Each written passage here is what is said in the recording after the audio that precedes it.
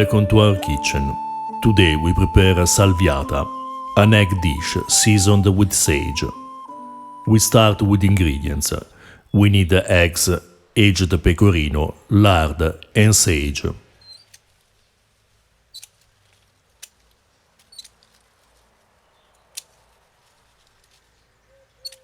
First, we mince the sage. It's important using a good amount of sage, because for this recipe we will use just the juice, discarding the solid part.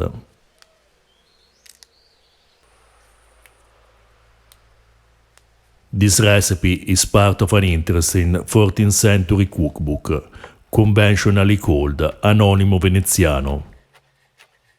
In the medieval cookbooks, sage appears frequently, but sometimes it's just an aromatic herb among the others. Medieval cooks have the habit of not being specific about which kind of herb to use, writing just to add aromatic herbs. In Maestro Martino's cookbook, written in the 15th century, we find a recipe for sage leaves fried in lard or good oil, with a batter made with flour, eggs, sugar, cinnamon and saffron. The author suggests using the same recipe for bay laurel leaves. Sage appears frequently in Maestro Martino's recipes.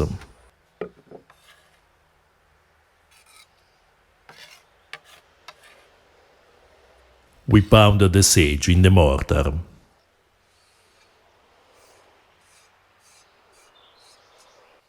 Sage is usually considered an excellent medicinal remedy. In De Regimen Sanitatis Salernitanum, a medical poem written in the 12th century, the author wonders why should people die if in their garden there is sage. After Dioscorides' tradition, medieval physicians suggest mixing wine and sage to help digestion and alleviate gums and dental pain. We find a recipe for sage wine in the Tractatus de Modus Preparandi et Condiendi Omnia Cibaria, written at the end of the 13th century. It is made in a simple way, just adding dry sage to wine.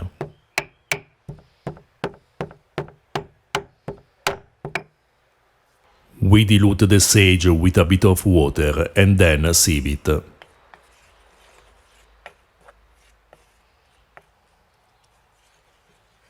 Water is fundamental for this step, otherwise it would be hard to extract the juice.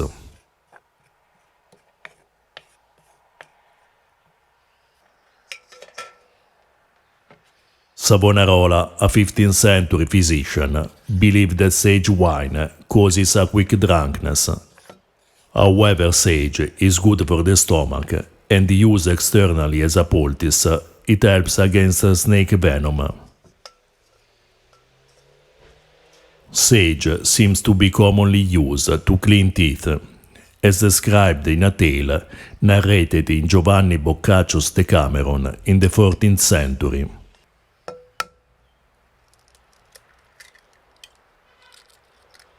We beat the eggs, then add a bit of grated cheese and a pinch of salt.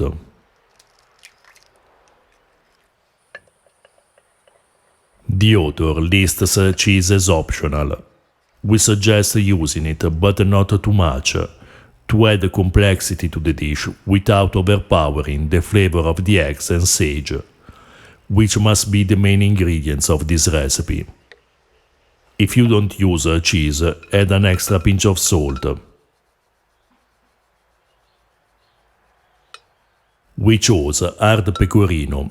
The author doesn't specify that it has to be grated, but this seems the best option for a good outcome of the plate.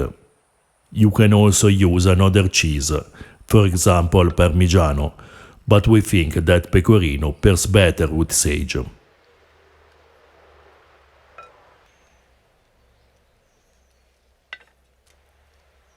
We melt a generous amount of lard at low heat. The author specifies that we have to use a lot of lard. This will contribute significantly to the flavor and texture of the dish.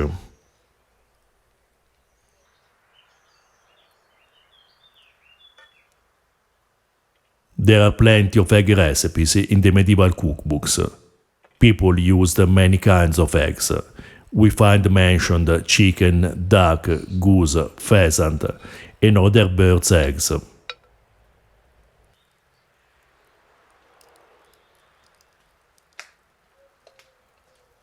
We pour the egg and sage mixture in the pan and cook at low heat, stirring often as the author advises.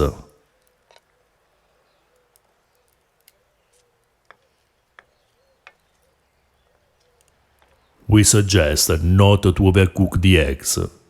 We aim at a soft and creamy texture.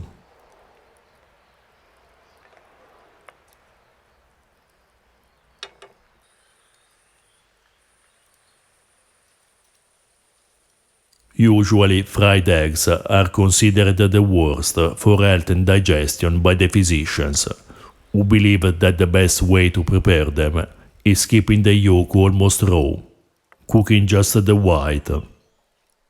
Poached eggs, prepared also by Romans, are suggested also by the Byzantine author Antimus in the 6th century.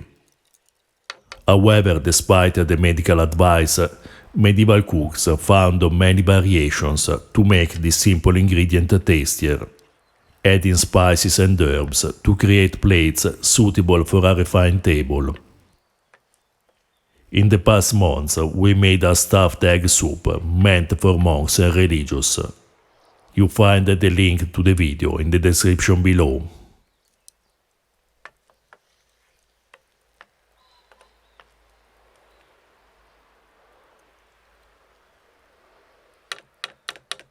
Using just the sage juice, the flavor becomes very delicate. Sage seasons the eggs without overpowering them, and the outcome is a tasty egg dish, fragrant with pecorino, whose aroma pairs perfectly with the mild fragrance of sage. Surely it's a different way to make eggs that can be appreciated still today without particular changes in the recipe.